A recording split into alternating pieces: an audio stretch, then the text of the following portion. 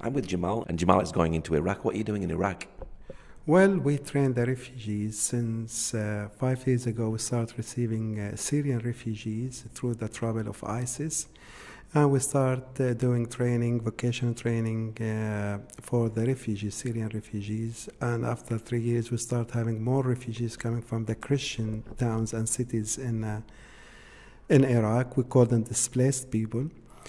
And since last year, we opened a center is to train all these refugees in vocational training like hairdressing, sewing, electricity, music, drama counseling, all of the needs, Bible studies in that region. And also we provide food for 3,000 families. We have a food package we distribute every month to 3,000 Christian families in the area where we are. Have some of these refugees escaped real persecution? Yeah, of course. Most of the refugees we serve, they run away from ISIS, from the towns in Syria, and they live in tents and camps. And also the Christian they flee their homes with nothing.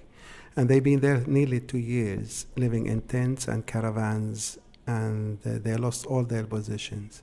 So now they're in poverty? Yeah, they have nothing, to be honest, for 2 years, and they have no hope to return back, and they have no hope to go anywhere else, and their spirit is like feel down, and this is why we thought this to do something to give them some confidence, and we were praying with them and encouraging them, and we started the center is to help them. How often do you actually go to Iraq? I go like 10 days every month. I will be there. We have a big team who working with us in the church who running all the projects for us. We have 5 teachers who teach in the center, and all of them actually, they are refugees who came, and some of them they volunteer, and we employ the others to work in the center and to help with the distributing foods. Is it dangerous for you to be going into Iraq? Well, we've been doing it for years now. I didn't think so. Is it dangerous? But you know, this is the most dangerous place in the world. But the Lord, He's with us and He protects us, and there is no fear. Are there certain areas in Iraq that you've really got to avoid? Well, yeah, there is an area. This is where they are near ISIS. But for me, I can't go there because I go with the protection of the army. I have the army with me because they come with their weapons and whatever. And we can get even inside of Syria to provide some aids or some foods to the people there. But I don't advise, foreigners to come to this region. It's very difficult. It's very dangerous for them. Are you working with the church in Iraq? Of course, we have 2 churches, as I said. We have one church is a Christian church. Most of the people are Christian background. And we have another church, the 100% of them, they are Muslim background believers. Is it important to be working with the church community when you go there? Of course, because the church they're carrying, and when they will follow up with all the connection we do. When the people come to Christ or if there is a need, they follow up with them. 24 hours we have the church to be involved in that ministry. Is the church in danger in Iraq as well? Well, in the place where we are, they have some protection because it's safety. Kurdistan is a safe place, and till now we don't have any problems, but it still is not safe as the whole region. And the church, I think they are safe now. Are many of these refugees suffering from trauma? Of course, most of them who left everything, they woke up at 2 o'clock in the night and they start just packing their bags and leaving, running in the street, walking. Some of the people left their children, they forget them at their homes. Some people, they forget their parents because everyone wants running when they arrived, And that's now is affecting them because they saw rockets coming to their towns and villages, and they have nothing to do. Everyone wants to run for their own life. And you imagine, if you have kids, wife, children, parents, and you just leave everything, you just run as much as you can. Have they came to you having lost family members? Not really, to be honest. We have only 3 people who killed. It's especially the people who run from the Mosul area. Most of them, they ran away before the ISIS came. Because when they heard the ISIS is coming, they start fleeing. But they fled without, we heard the one rocket came and killed 2 children and 1 woman. That's the record we have of people who's been killed in that time. But most of the refugees who came, they just came before ISIS to control Mosul and the villages of the Christian villages in the north. When they come to you, what sort of stories are they telling you about?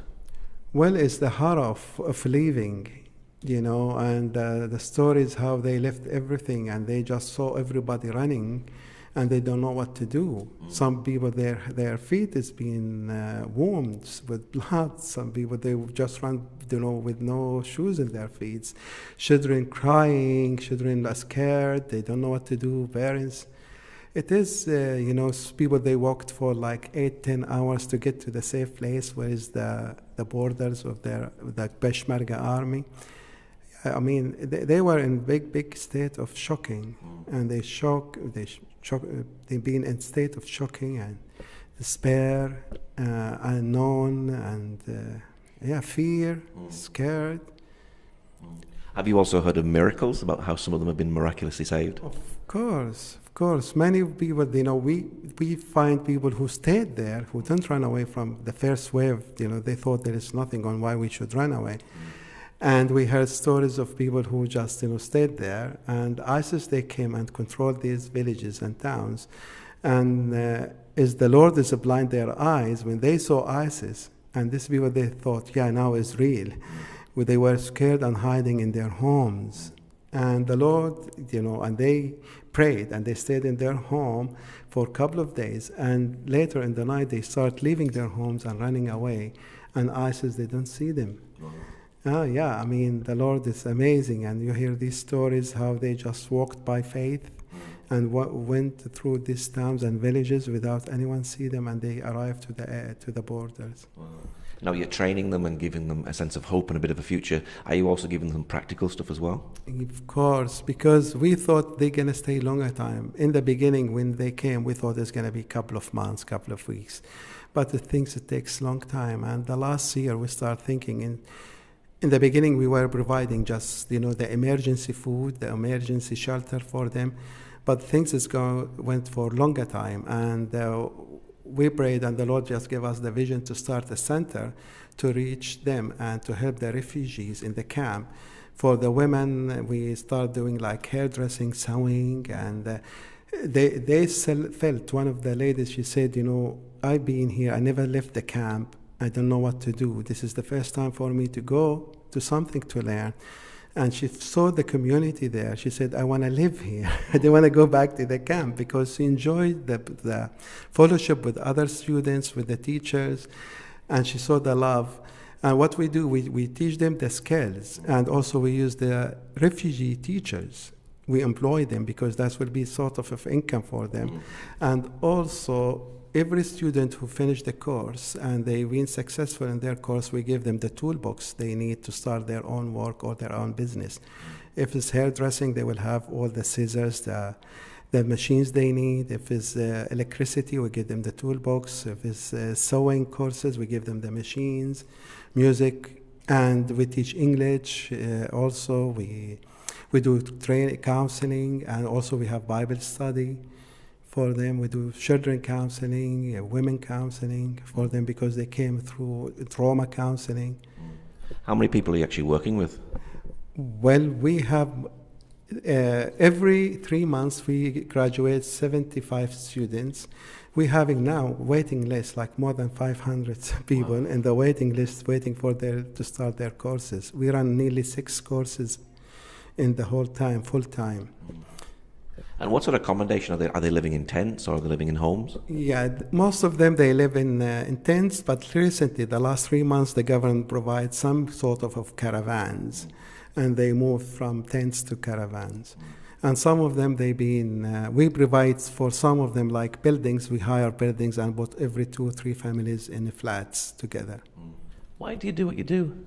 Because we love Jesus. And Jesus, he told us to go and serve the poor. And this is our calling, is to present the love of Jesus to everyone, to the Christian, to the non-Christians. And actually, this is make impact in the whole region. Even the government, they start giving us permission, allowing us to do many things. Even they allowed us to give Bibles. And we have permission for the center, and everybody they notice us. We are doing good things. And we always say we do it in the name of Jesus and the name of the church. We never hide. We never, they know we are Christians, and this is why we do what we do. Are Iraqis coming to Christ? Well, yes. Only for last year in our hand. Just this is our ministry, and our people, we work together. We baptize more than 44 people. Wow. And the other ministries, they baptize more or even. But that's what we saw, this is the people we are in contact with. And our church is growing. And the Baptist church we work with now, they were like nearly 60 to 70 people, now more than 200 people in that church. There is no place for people to stand, literally. Yeah. When you go there, people standing up, the church is too small. Wow. So, and also, you have the other side of the church, we have the Kurdish church, which is in a different town. And this is, MBB is a Muslim background believers, which is nearly 50 to 60 people. They all Muslim background believers, they worshiping there, which is amazing. And that is a blessing. The government gave us the permission even for that church, which is no way in anywhere in Middle East to have a permission for Muslim background believers to have their own place of worship.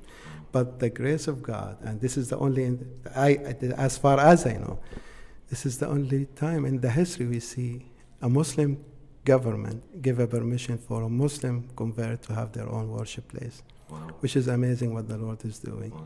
What's your prayer, finally, for those Iraqi refugees? Well, we need to pray for them because they lost hope.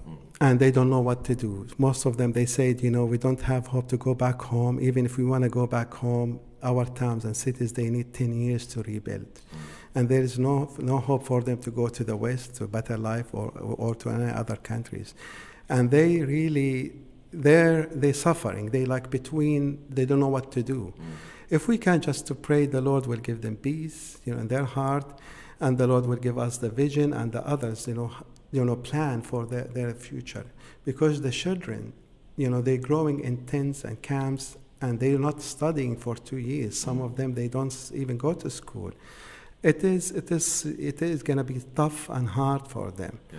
And we need to pray if, the Lord will bring them back to their homes and towns as soon as the Lord will open, these villages and towns.